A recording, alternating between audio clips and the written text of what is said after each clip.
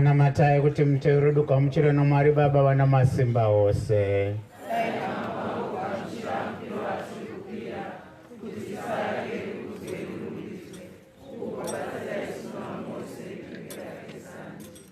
Receive, O Lord, the offerings of your people, and grant that we who celebrate your Son's work of boundless charity may, by the example of your servant John Bradburn, be confirmed in love of you and neighbor, through Christ our Lord. Amen.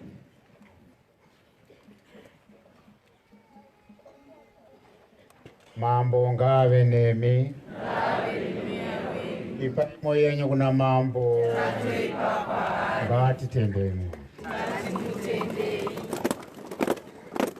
It is truly right and just our duty and our salvation, always and everywhere to give you thanks, Lord, Holy Father, Almighty and eternal God, through Christ our